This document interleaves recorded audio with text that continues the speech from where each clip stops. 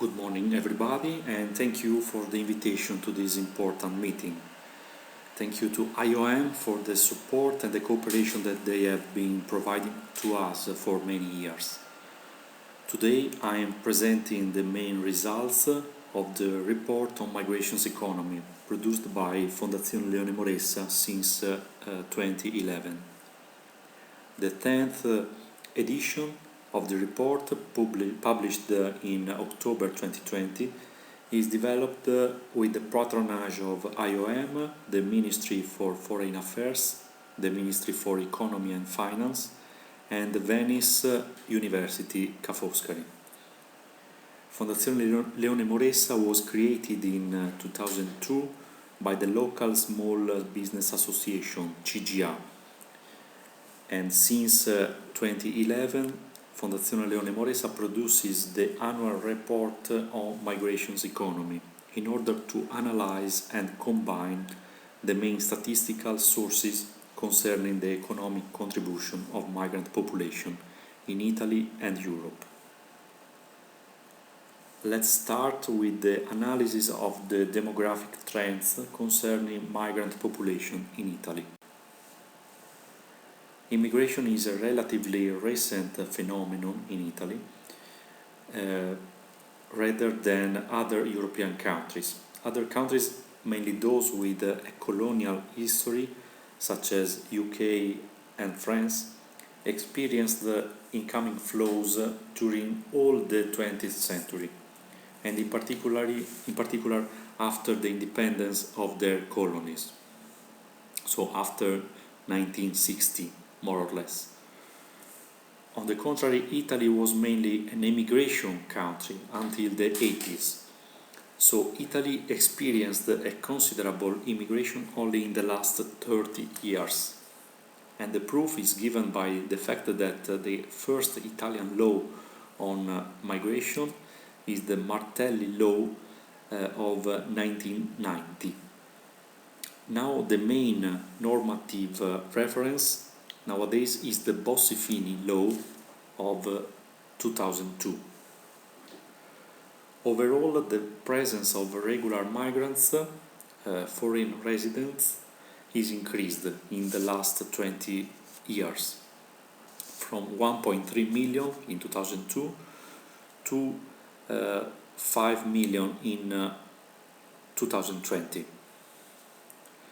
The incidence grew from 2.4 to 8.4% on the total population.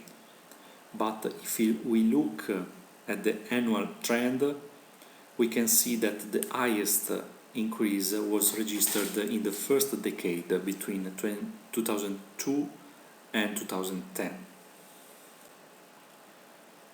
On the contrary, in the last decade, the number of new arrivals decreased. Here we can see the trend of the new residence permits, so the extra EU arrivals, and the overall number decreased from 590 to 176,000. And this trend is mainly caused by the fall of the work permits.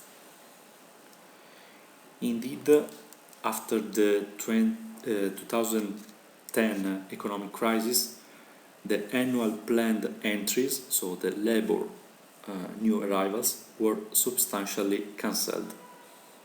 Now the main reason of the new entries is the family reunion. It means that in Italy now we do not allow new workers, but only the relatives of those workers already established.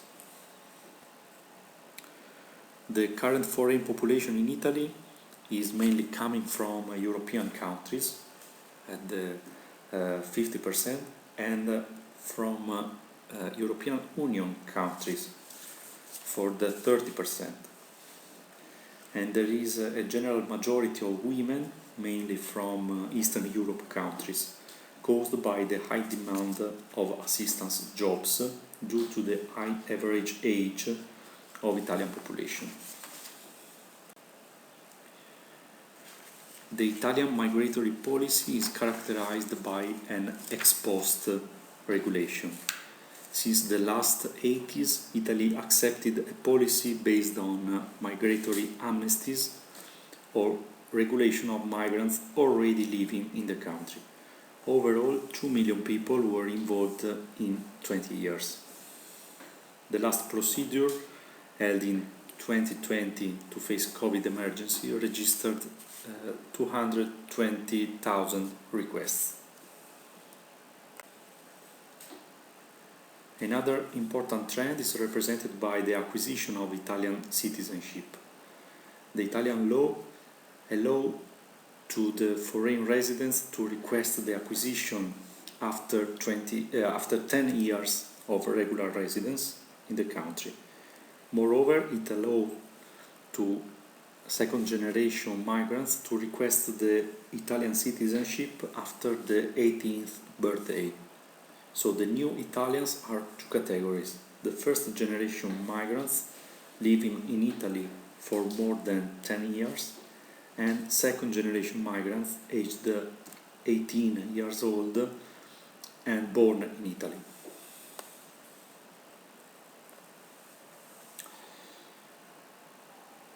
In the last years, the presence of migrants gave also an important contribution at demographic level. The foreign component slowed down the so-called Italian demographic winter.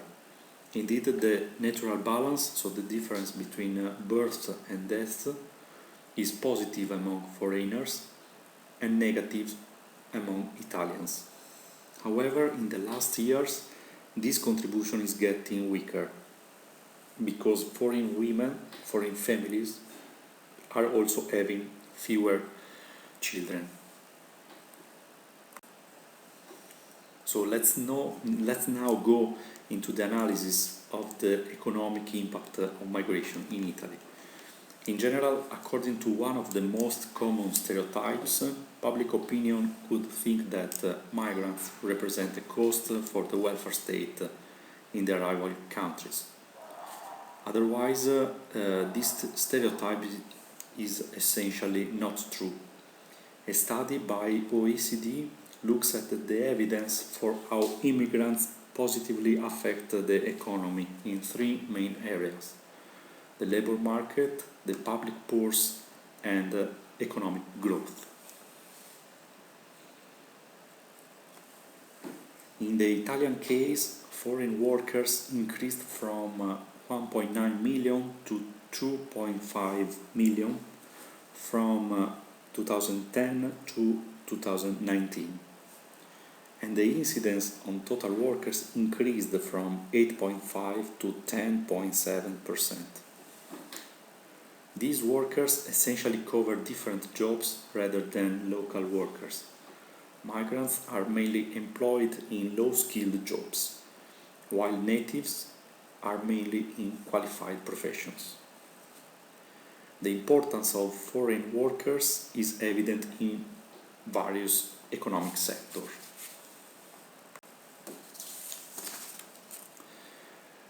Migrant entrepreneurship is an interesting phenomenon, mainly in Italy.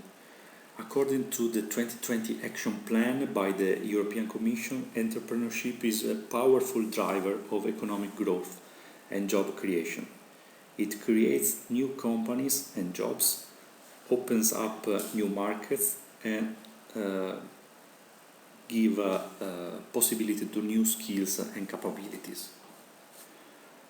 Migrant entrepreneurship brings several benefits for the whole economic system. For example, migrants create their own jobs, migrants provide goods and services that might not exist, they may generate additional employment, and they can promote trade with countries of origin.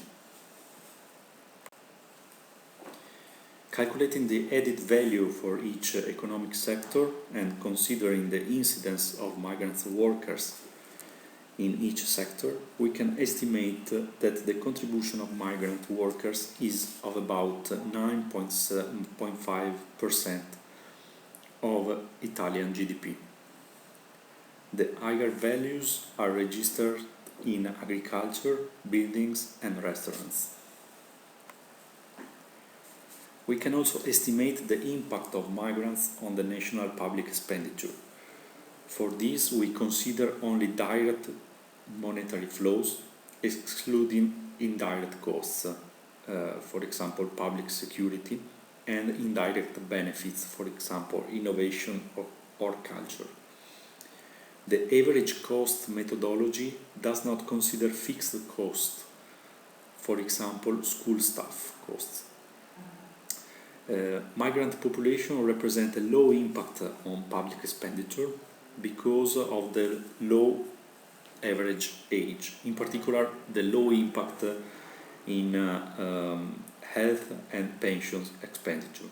So we can estimate that the final net is positive for €500 million.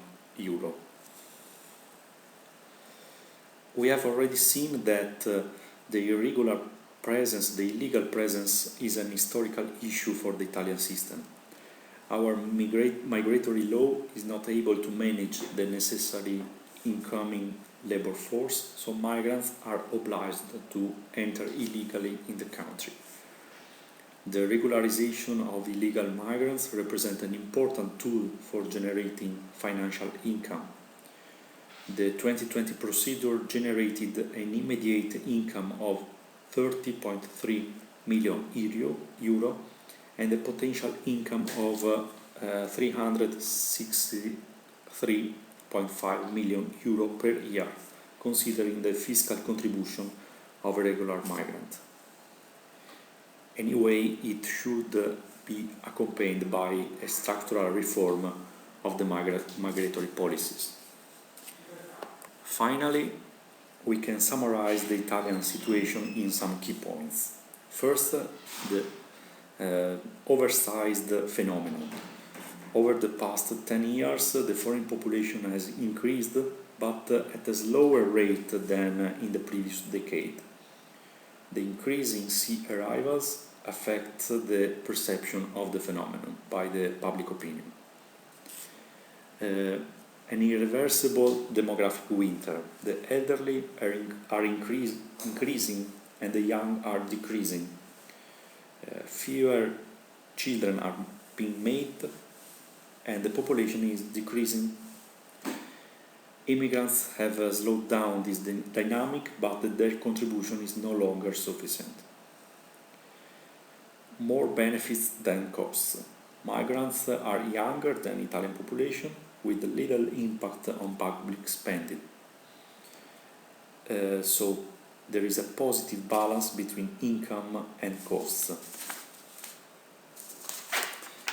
Finally, there are some breaks on full integration, such as irregular presence, illegal work, and social immobility. The 2020 amnesty generated an immediate positive balance and a potential future balance of 360 million per year. So supporting regularity and integration brings benefits for the whole system.